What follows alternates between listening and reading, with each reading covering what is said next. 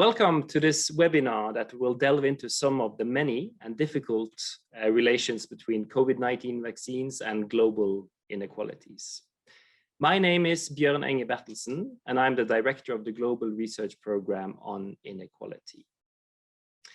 The Global Research Program on Inequality is co-organizing this webinar with the Pandemic Center at University of Bergen, dedicated to surveying and researching past, present, and future pandemics. The focus for this webinar is as broad as it is important, namely the question of access and equal distribution of vaccines. For we all know that vaccines are key to both managing and coming to terms with the ongoing COVID-19 pandemic. However, as is blatantly clear from news across the world, not least from Brazil and India most recently, current forms of vaccine inequality pose serious threats to us all. For what are the consequences of wealthier nations grabbing most of global vaccine supply? How does it affect pandemic control on a local and, perhaps more importantly, global scale? What are the current models for vaccine distribution in Norway and beyond?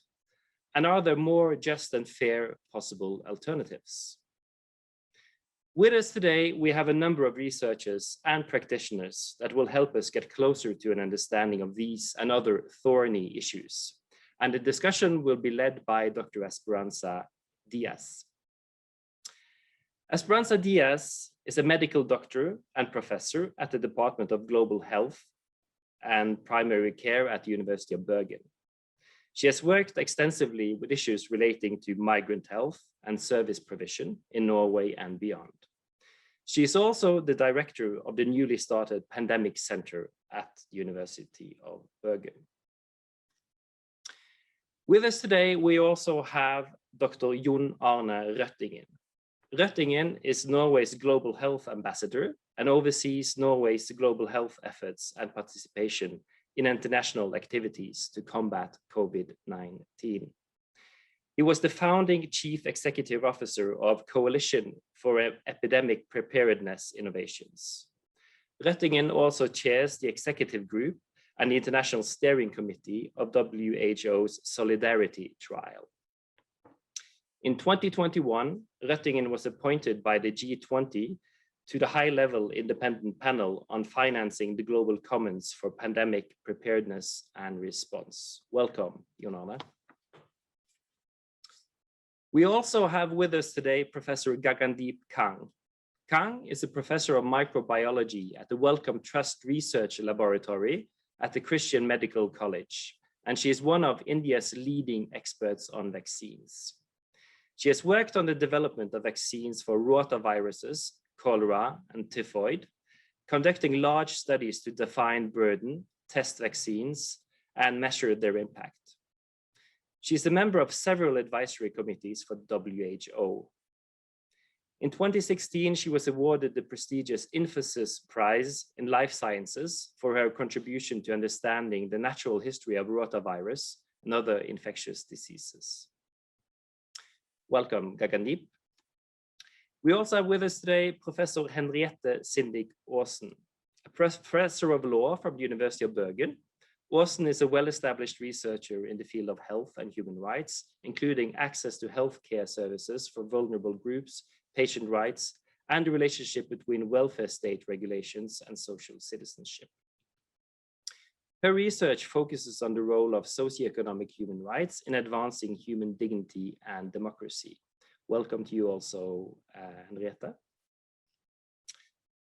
We also have with us Erlend Grønningen, and Grønningen is a board member of Médecins Sans Frontières, Doctors Without Borders, and he has been the acting spokesperson for MSF in Norway throughout the pandemic.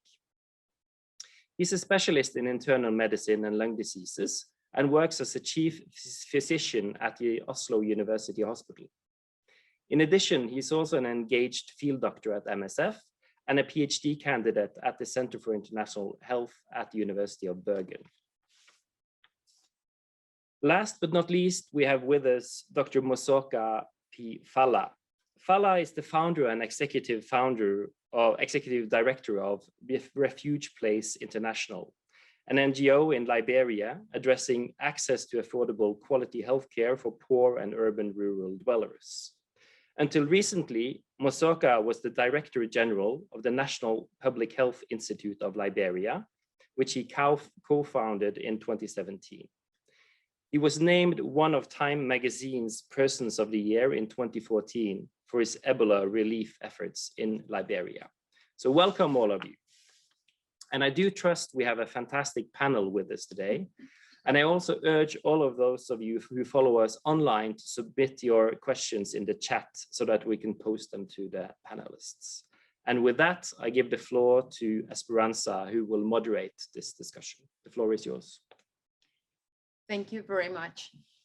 And thank you to all panelists who are with us today.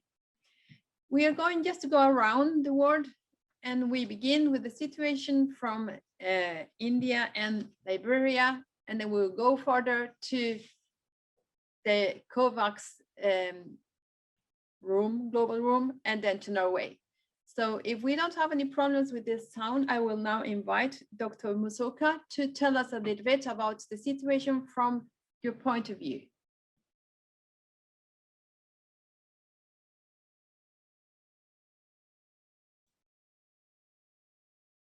I'm not sure that if he's having problems with the sound now. If not, while we are waiting, I suggest that we go a little bit further to India, and then I invite Dr. Kang to start and tell us the situation from your place. The floor is yours. Thank you very much, Esperanza. It's such a pleasure to be with you and talk to you about something that affects all of us in the developing world. If we think about India and the number of doses of vaccine that have been given in India, the fact that we have vaccine manufacturers, I think we were very optimistic in December that we would be able to roll out vaccines quite fast and be able to deliver them to our priority groups. We actually started our vaccination program with 2 vaccines on the 16th of January, and we have so far given out 182 million doses of vaccine. Now that sounds incredible. It is incredible.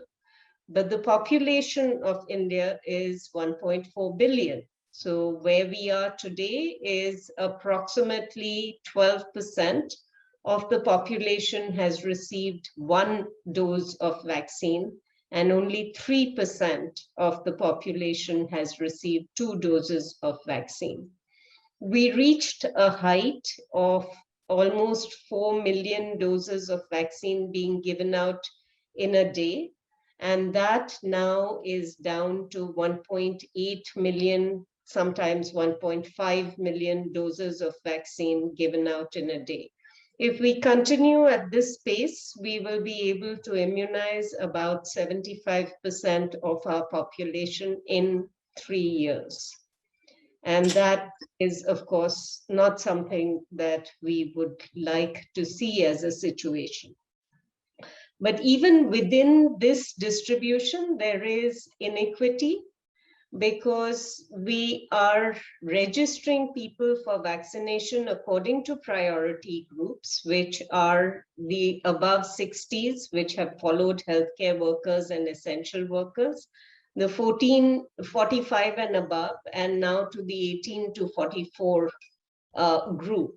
The problem is that all of this requires registration through an electronic app, and smartphones which can host that app are only available to a small section of the population. And for the first few weeks, the app was only in English. And India, as you know, has 22 languages, and there are many people that don't speak English. So I'm just laying out the challenges that we have.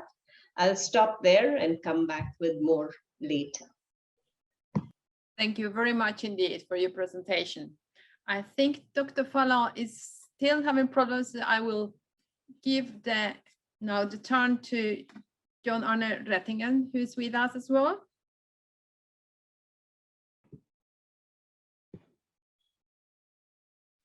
Hello. Oh, you are with us. Very welcome, Dr. Paul. Welcome. Now, the floor is yours. Please give us the situation report from your side.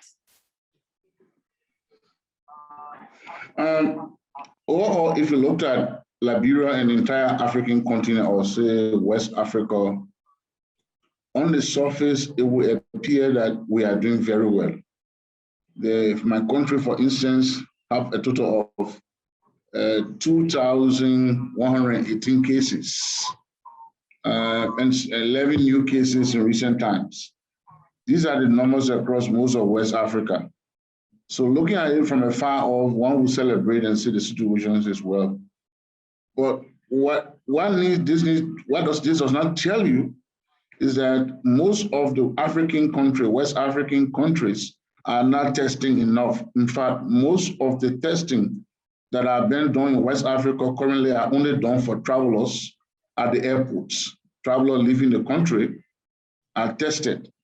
So that, just imagine in a country of 4.5 million, how many persons are traveling? So this is a situation all across Africa, West Africa, which is worrying. We don't know the extent of the transmission in the communities because there are no more testing in the communities. Only the few wealthy persons who are on international travel go to get tested, and yet we are picking up cases. And so we are not testing a lot in Africa. And so there are two consequences, one of which is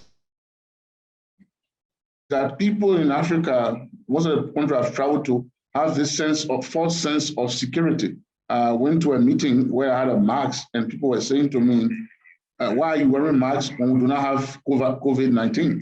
So many of the African countries are having the false sense of security, which is not true. It's just that we are not testing in the community, which is worrying. It means you're having something to be traveling. The second consequence is that, and we have the conviction that there are large-scale transmission going on, which give a high probability of mutations of variant strain being formed, but the inability to test in large scales, the inability to do any type of sequencing makes Africa the perfect storm. And I worry every day that passes. All prevention measures are down. People have let down their guards. People gather together in large groups to go to football game, political rallies with no masks because they are testing far fewer persons and the same few cases, they have the security. That's the biggest worry. In terms of protection, Africa is very vulnerable. If we were to have a major outbreak, why do I say so? Liberia has 4.5 million persons. They were given 96,000 doses of vaccine. You do the calculation. Ghana has around 27 million persons. They were given around 250 doses of vaccine under the COVAX. So we think that we've done well, and there were publicity that COVAX has begun and started. But imagine the minute fraction. Most of the African countries have less than 1% vaccine available to the population. In the midst of complacency, with all of the risk factors for a potential big outbreak and no preparation and no vaccine, I'm worried about Africa. That I'm sorry to say that, but I told someone, if 25% of what has happened to India, 25%, 1/4 of what is happening to India today happens across the continent of Africa, we see one of the greatest human calamity. And nothing has been done. Most of the wealthy nations are still holding the stockpile to the vaccine, in excessive vaccine doses. My simple message is that Africa is vulnerable. And even what we see in Kenya and other African countries with rising cases, Africa is still in the woods. There is an urgency to change our thoughts, to give our urgency and remove the false sense of security, to invest in testing, to invest more into vaccine, which is not. So Africa is very, very vulnerable. Thank you for now. Thank you very much indeed. And I'm very happy that you made it with the sound. John Röttingen, what do you tell us from your point of view? Oh, thanks for the opportunity to participate in this panel, and really useful to hear the perspectives from India and Liberia. I was thinking of starting actually in Norway, and actually how we think about vaccines, because we believe access to vaccination and being protected by vaccine is a public good. It's a responsibility for the government, it's a responsibility for the state. It's something we fund through taxation, and it's offered for free now in the COVID-19 situation to everyone, at least adults. And equitable access is important in our context as well. It's considered a right, a human right even. But just look at the current debates here in Norway. We hear now how the cities and municipalities that now may get vaccines at a somewhat lower pace due to prioritizing the areas with a higher force of infection. What are they saying? It's cities like Skien or municipalities like Sola. No, they say, do not take our vaccines. And that's just because they may have 2 or 3 weeks later vaccination than they would otherwise have had. So how do we translate sort of those perspectives, the public good perspective, the access being a responsibility of the state to the international and global space? To achieve access, we need availability and we need affordability. And in one way, we have sort of achieved that. We've managed to have available vaccines in less than a year from the sequencing of a new virus. That is fantastic. It's a huge achievement. It's a collaboration between public and private sector. It's a collaboration between global actors. It's partly, I should say partly, but it's not fully. And Dr. Kang knows this well. We have both worked for and on behalf of CEPI. CEPI has played an important role in both supporting R&D for COVID vaccines, as well as ensuring that we have a broader portfolio and can follow the portfolio. And actually, to be honest, we also have generally affordable vaccines. The prices are, unfortunately, I would say, not transparent, but the reported average dose price is around $5. It's not cheap, but it's not expensive either. It's actually rather a cheap commodity. And the prices range from probably $3 to $15. This is still, though, not affordable to all. And that's why we have created the COVAX facility to buy vaccines on behalf of countries and populations that have lower purchasing power. And then to actually make that work, we need financing. And we have been able to mobilize billions of dollars to buy vaccines through the COVAX facility. So why do we have a problem? We seem to have sort of corrected this. Now, this is because this is not only a demand side problem. It's not about only making sure that we can compensate the lack of purchasing power by providing donor funds. It's a much more complex situation. We have a constrained supply. We have a demand that is much higher than the supply. We need 15 billion vaccine doses for one disease when we normally produce in the world 3.5 to 4 billion vaccines across all diseases. So it's an exceptional situation. And the problem then is that even though we have established through the ACT Accelerator, the COVAX pillar and the COVAX facility, it took too long time. That facility didn't have money in the bank to enter into contracts until almost half a year, or at least many months later than the countries that could both take risk and also to lend money. None of that is possible for Gavi, and Gavi needed the money in the bank to actually enter into contracts. So then we have the inequities we just heard about. We have achieved 50% vaccine coverage in UK, US, 25% in Europe. We heard around 12% in India, but less than 1% in all of sub-Saharan Africa. And this has become, of course, even more challenging given the very understandable export constraints from India, given the current situation in India.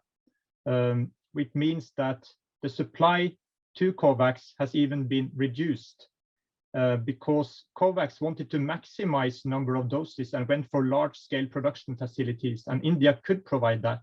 But of course, in the current situation, it's challenging. So how do we correct this? In the short term, donations. In the longer term, expanding production. And I'm happy to discuss both of those issues later in the panel. Thank you very much indeed for this overview that you have given us. Now I have just by my side Dr. Henriette Aasen, who has a juridical point of view in this. So please. Thank you. And thank you to the presenters. It has been very interesting to listen to the realities in India and in Liberia. It's of course very difficult, and the African continent is clearly a big issue. I think from my point of view, as a legal scholar, and I think it's relevant to highlight some of the basic legal instruments that we have in international law. Just one point, of course, every government around the world, they feel as their primary responsibility to protect their own citizens and to focus on the national situation. That is understandable, but and that's also part of the human rights regulation that we have. But still, it is also a global state obligation to provide international support and to collaborate internationally to solve a global crisis. This is also part of international law that I think is needed to stress that. So we can mention the basic documents of United Nations, the Charter from 1945, stressing with the main purpose of making the world to collaborate in solving global crises, including health crisis. It is a basic aspiration of our global community. And also in the area of international economic and social cooperation, the UN Charter has provisions that are important for the states to follow. So we have also recently had UN human rights bodies talking about this international responsibility. We have a statement by the UN Committee on Economic, Social and Cultural Rights from March this year, focusing on some of these important issues to solve this global crisis. I'd like to just quote a little bit from this very important statement from the UN body, highlighting as part of the state's responsibilities is to secure access to a vaccine that is safe, effective, and based on the best scientific developments, that this is an essential component of the right to the enjoyment of the highest attainable standard of physical and mental health, and that the states have a priority obligation to take necessary measures to guarantee access to available vaccines of COVID-19 to all persons without any discrimination. And this is partly based on Article 12 of the International Covenant of Economic, Social and Cultural Rights, saying that the ratifying states recognize the rights of everyone to the enjoyment of the highest attainable standard of physical and mental health, including with obligations to the prevention, treatment, and control of epidemic and other diseases, and to create conditions which would assure to all medical service and medical attention. And when it comes to the state obligations, it is about securing access within the state, but also mentioning in Article 2, international assistance and cooperation is part of the state obligations. This is very important a legal basis. And referring to these important legal obligations of state, the UN committee highlights that focusing on this problem of the international the intellectual property rights that are a kind of a key concern here, making really problematic for the access, and saying that that it is fair that private business entities or public institutions of research that created vaccines, that they receive a reasonable compensation for their investments and the research. However, the committee reminds that intellectual property rights are not human rights, but a social product having a social function. Consequently, state parties have a duty to prevent intellectual property and patent legal regimes from undermining the enjoyment of basic rights, including health, the right to health.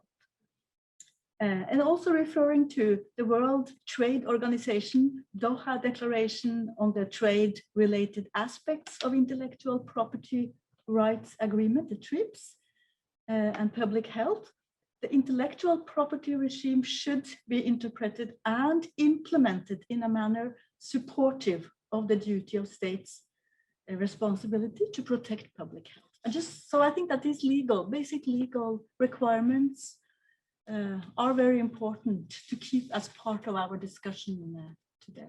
Thank you. Thank you very much indeed. Very relevant law.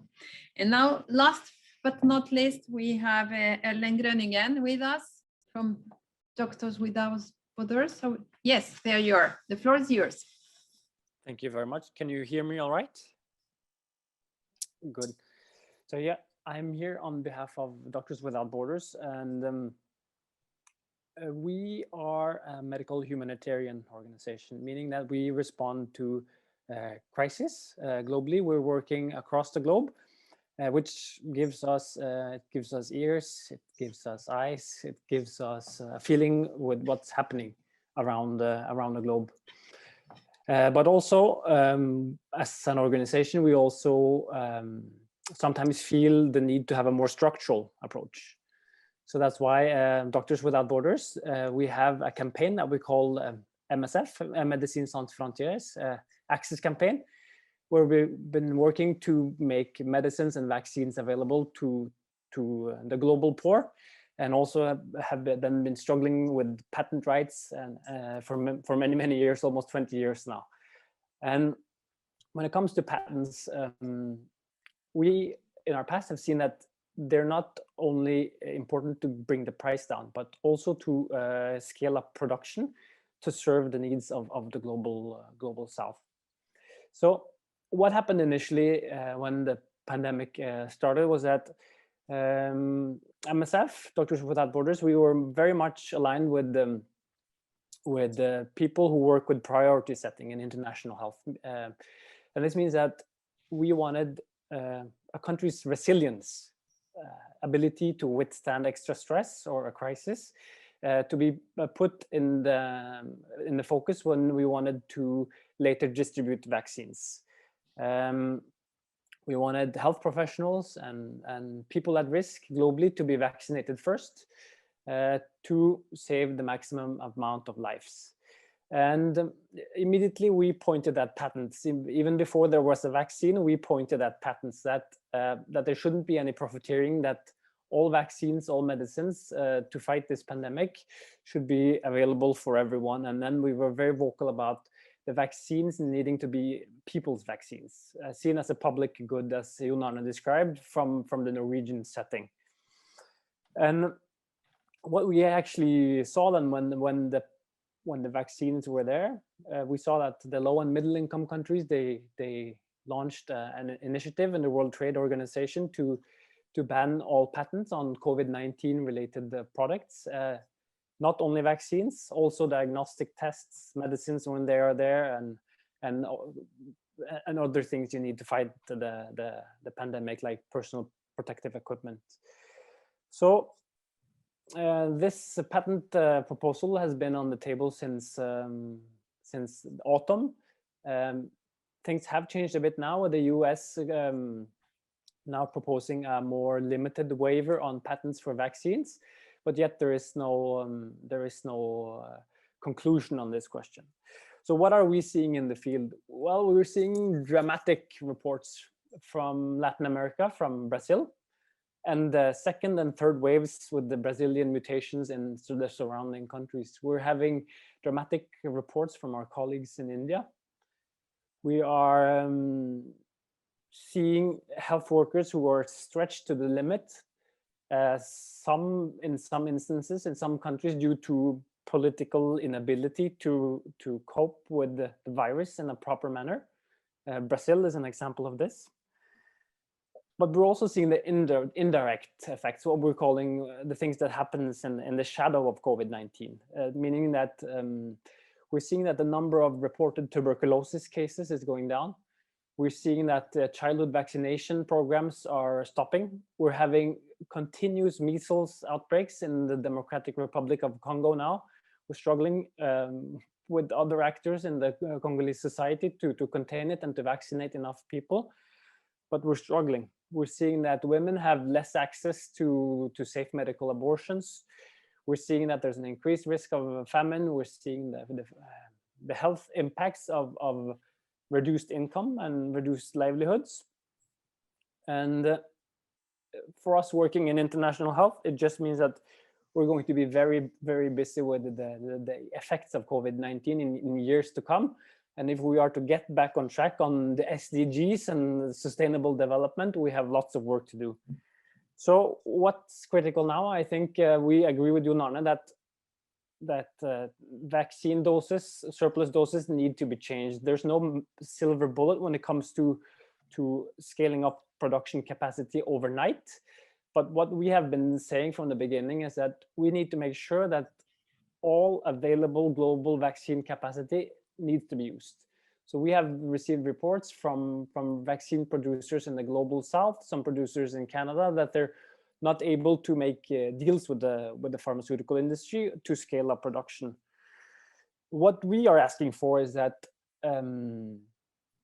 if not a full waiver of all COVID-19 related products, please a waiver of patent rights when it comes to the vaccines. Because what we need here is political leadership, and politicians or elected officials from the global south, they need to be given the tools to scale up production. And this model we're having now with charity to distribute vaccines, we're seeing that when the next pandemic hits us, charity is not a substitute for a good system. So we're seeing that vaccines, they are part of a global security. Thank you very much indeed. Well, I think it was a very nice picture that we have gotten from all of you. And I would like now to put some questions to each of you, because what we think to see here is that the same things happening at the national level are also happening at the international level. In a way, is the same problems again and again, but in a different scale. So I could begin with you, Jon Arne Røttingen. There are a lot of good ideas or intentions. 2 billion doses by the end of 2021 for 190 countries, what the ideal, and now we are there, that is, as we were told by Dr. Falla, under 100% of the population in some African countries. So how do you understand this vaccine nationalism, and what is the way out of it, not the least, from your point of view?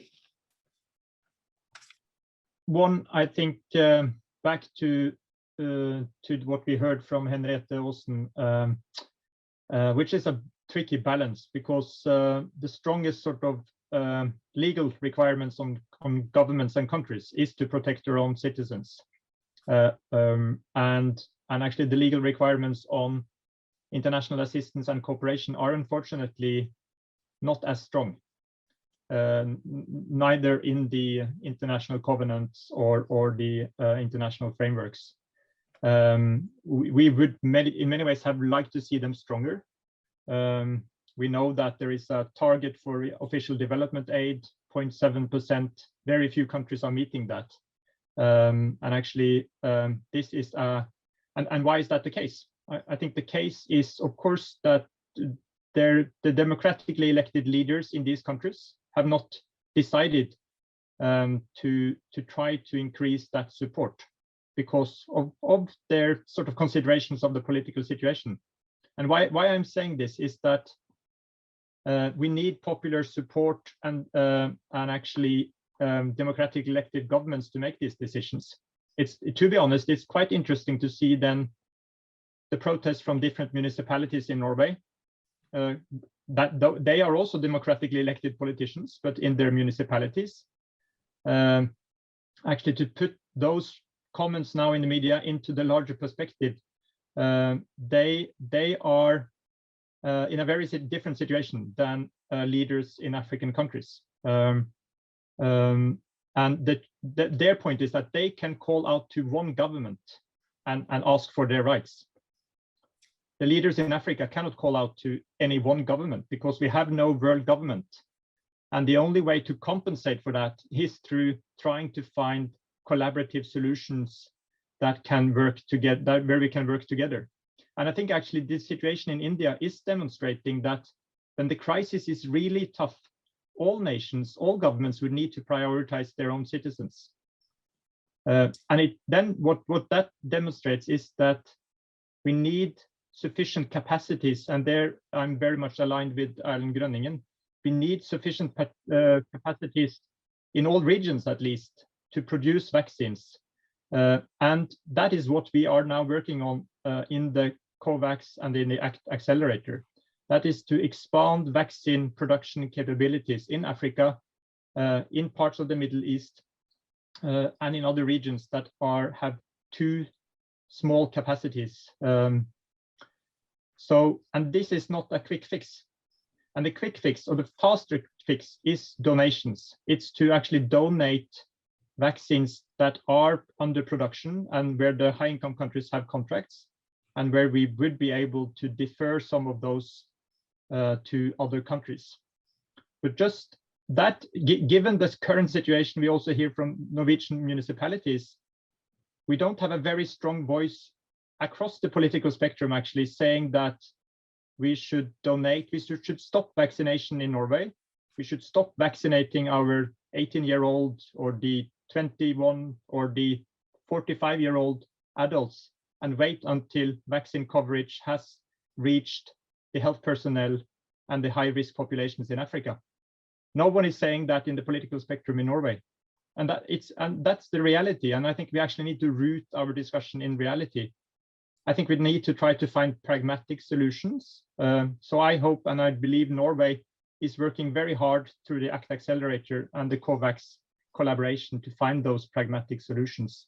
Yes, it's a very difficult situation, and it doesn't help to sort of come with bold statements when we have a crisis like this.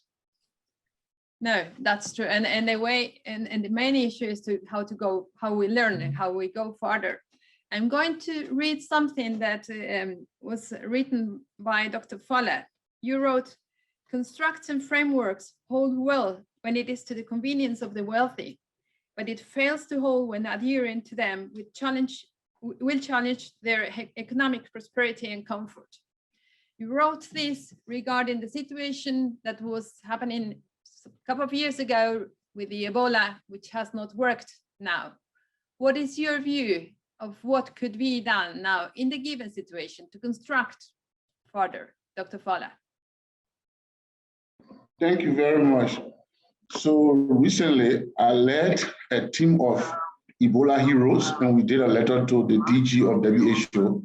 I will share a letter with you. We wrote WHO DG, 30 of us who were involved with Ebola, including 81 other global health experts, including the widow of the late Hans Rosling, asking WHO to bring the world together to address certain key issues. The first issue we have, which we spoke about, is the issue of the SS vaccine. nationalism for me is when one nation starts to hoard all of the excess vaccine and the raw material. All countries have an obligation to protect themselves. But if you begin to hoard the vaccine 2 times, 5 times your population, you are basically saying it is for your own comfort and well-being. It's no more an issue of security. So we're asking countries that are hoarding excess vaccine to give them out. The second point we stress, this is not charity, this is global security. And I said in my last talk that except the developed nation decided to live in islands, tiny islands and no interaction. If the global nation decide to live in tiny islands by themselves with no interconnectivity, then it's okay. But if us as humanity, if we succeed and we interact, there's no way we are going to succeed with one group having excessive vaccine doses kept for the future when other nations need them today. Yesterday, President Biden gave 80 million doses out. There are so much vaccine in some countries that they could immunize their population 2 to 5 times. The issue of tiered pricing, in our letter, we asked the World Health Organization to go for tiered pricing. We saw that happen in many drugs. The prices varies from continent to continent. Is there where we can set up a mechanism for tiered pricing? So it's no more charity, but so that some countries can pay based on their ability to pay. That's one of the things we are asking for.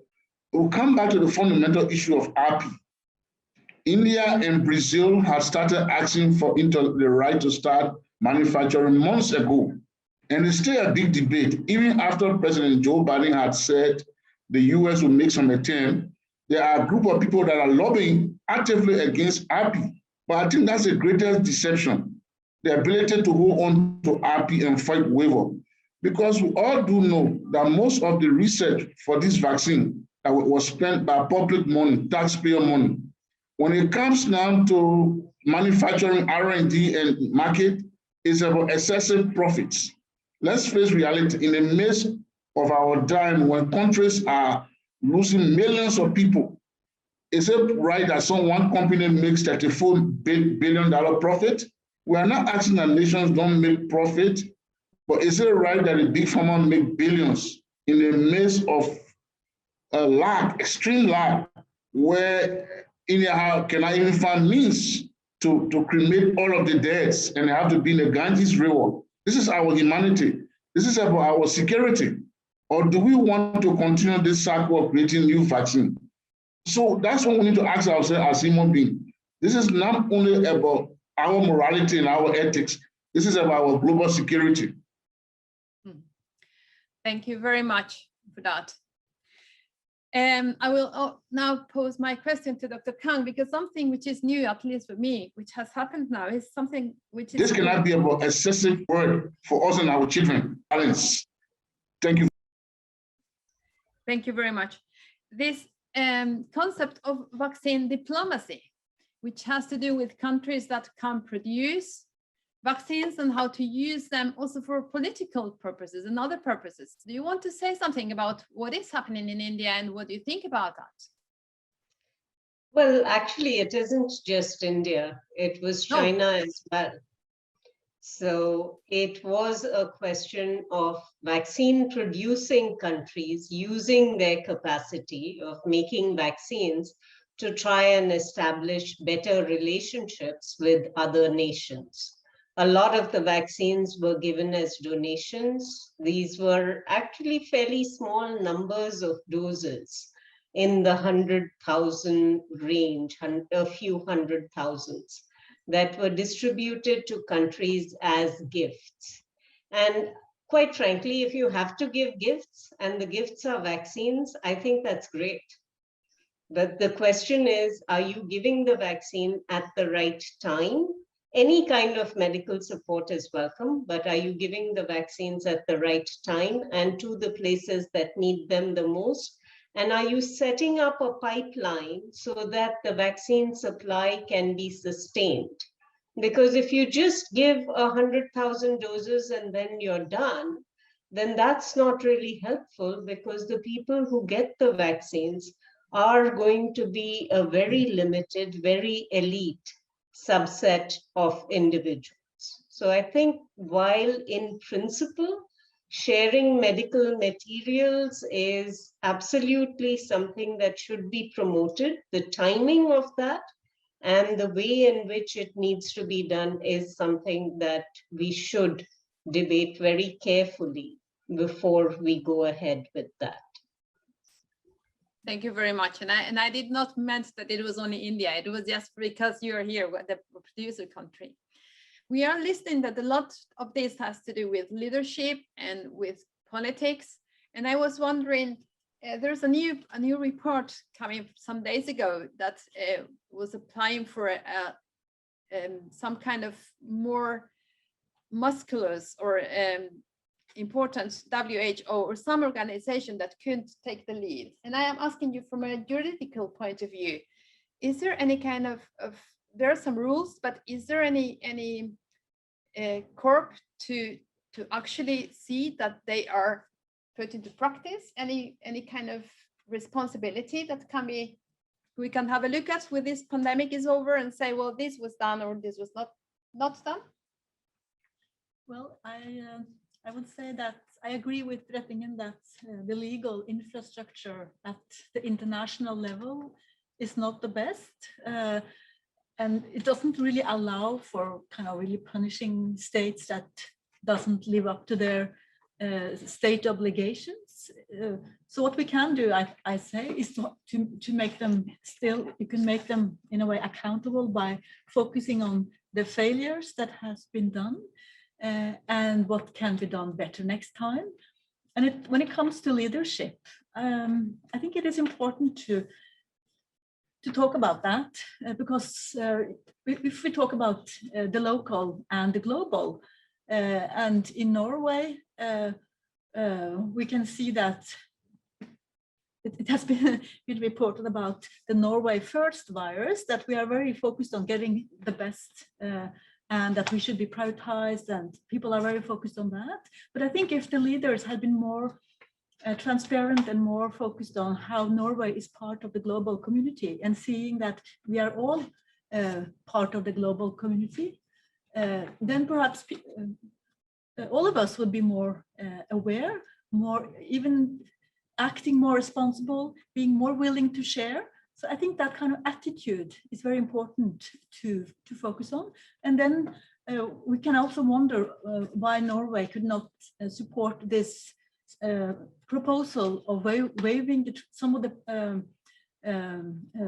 provisions in the TRIPS agreement in order to make other states put them in place so that they can produce their own vaccines using the recipes that are available globally. That's some of the things that we must talk about, and we also be critical about that process, I would say. Thank you very much. We'll go for some questions from the panel, but just one more question to Erlend.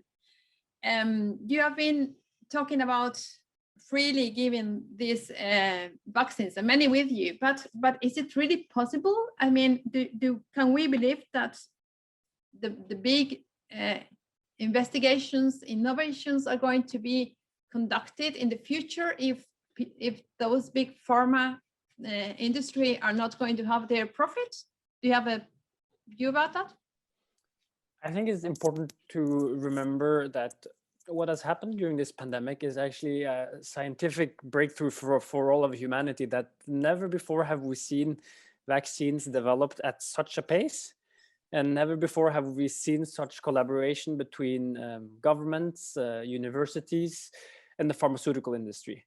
So I would very much object to this kind of typical political debate where we want to try to frame innovation as something that's either done by the private industries or by the public. This has been a huge collaborative effort indeed. So I think we're actually not doing ourselves any favors if we try to look at it through the old lenses. I think we should acknowledge that this way we have done it now is something very, very new. It's something that we should go ahead with in the future too. But what has been limiting us is production capacity and the ability to share the actual product of this collaborative effort. So I wouldn't go into this typical political right, political left debate. This is beyond this. This is a new model. We haven't seen it before. Maybe it's a good model in the continuation, but the model hasn't been good enough because we haven't been able as a global society to address the reduced production capacity for vaccines in parts of the world.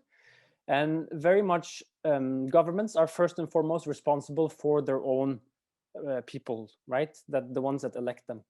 No one is questioning this, but then when we are in a situation where most of the world's global production capacity is located in the West, we're facing a structural issue as a global society. So then we found a model that has worked this time, but we don't have the legal framework, and we don't have the sort of industrial setup to make sure that all parts of the world have the ability to produce for their populations. Thank you very much indeed for your answer. I think we have a couple of questions from the public. So yes, very interesting to listen to all of you, and striking observations by all of you. I was particularly struck by this notion of this being not just a question of equality or rights, but also a question of global security, a point that Dr. Falla made. We have with us some viewers, and they have some questions. And one of the questions go to all of those of you who are global health professionals, in a sense. And the question is, what can organizations and individuals working in global health do to increase pressure to facilitate IP waivers and technological transfers to low and middle income countries to boost COVID-19 vaccine manufacturing?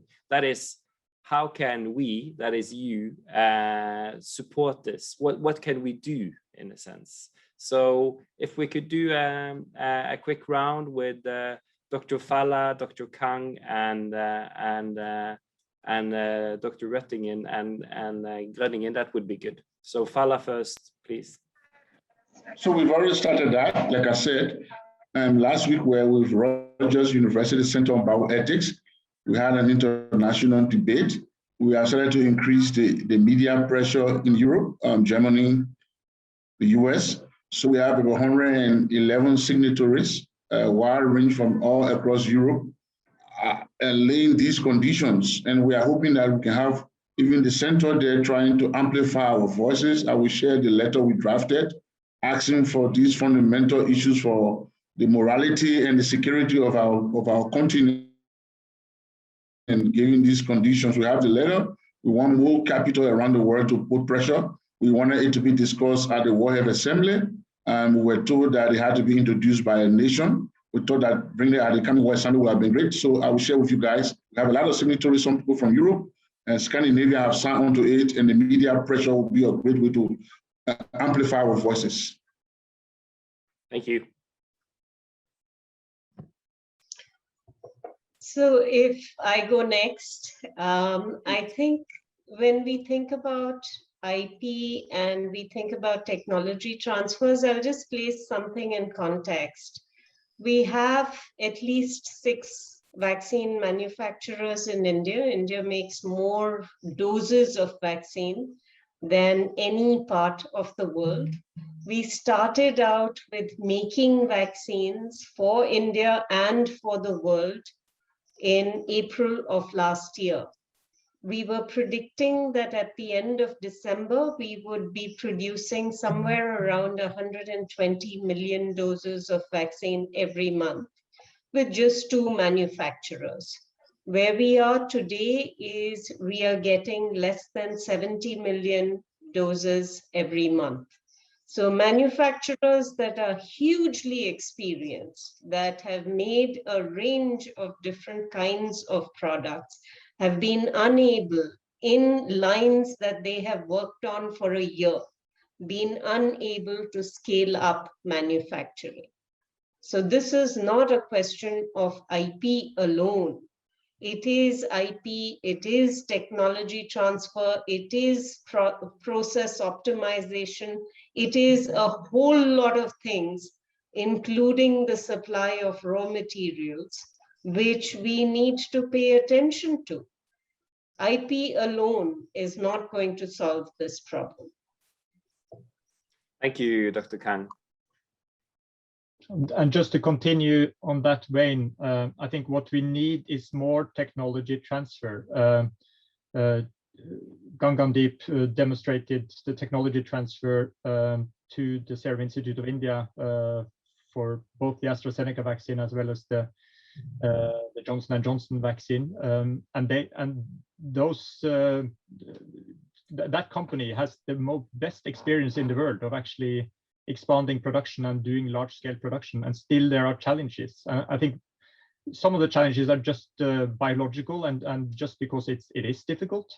Some are related to export restrictions. I think that is still, even though they have been lifted and export control has been lifted, there are some challenges related to that, but some of that is also just related to supply of raw materials. It's just the market needed more than we were able to produce. So it's even an upstream challenge. Then it's also important to know that all least developed countries, there is no patent protection. The patent is not, it is already a waiver in the TRIPS agreement for all least developed countries. So a company in Bangladesh can produce vaccines, and we hear reports of companies in Bangladesh wanting a patent waiver, but they already have in a way. So the challenge is not the IP, the challenge is the tech transfer and the willingness to do that. And then we need to push companies more to actually do the technology transfer and prioritize that. And that's I fully agree with Ireland saying that we need more political push for that. And I'm actually concerned that the discussions around the waiver can sort of move us away from understanding and tackling the real problems, because I think we need to focus more on the responsibilities of companies to do technology transfer and help setting up new manufacturing capabilities, because that's the real key issue.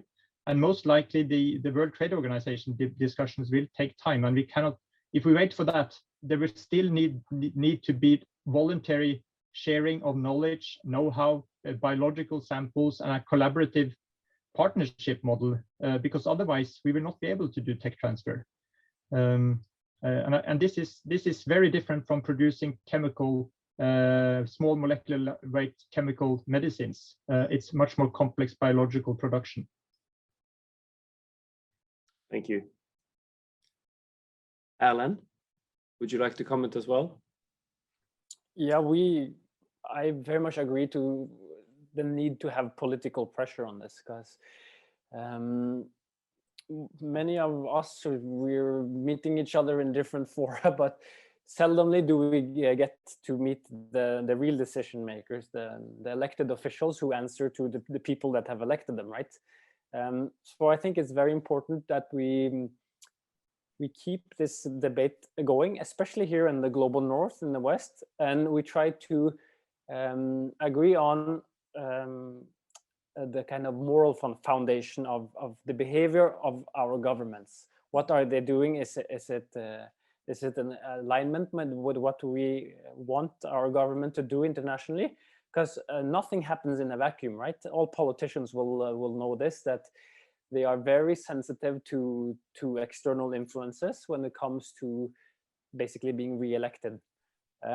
So I think then, as members of civil society, as non-governmental organizations, I think it's important that we enter debates and that we enter them sometimes asking for more than we know that we're going to get.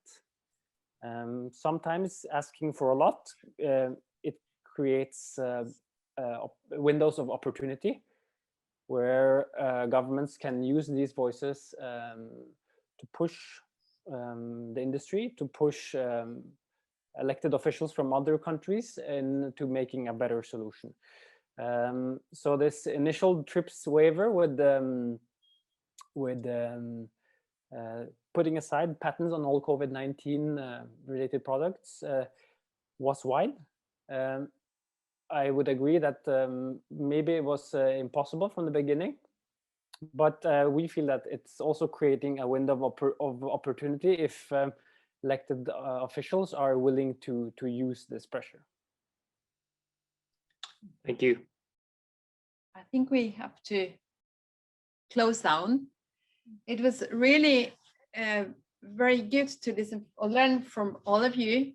And I wish we had more time to discuss also what is happening inside each country, because I'm completely sure that there are differences also within countries that have other kind of reasons and solutions, but they might we talk about next time. Thank you very much indeed to all of you. I'm sorry for the questions that were put that we don't have the time to answer.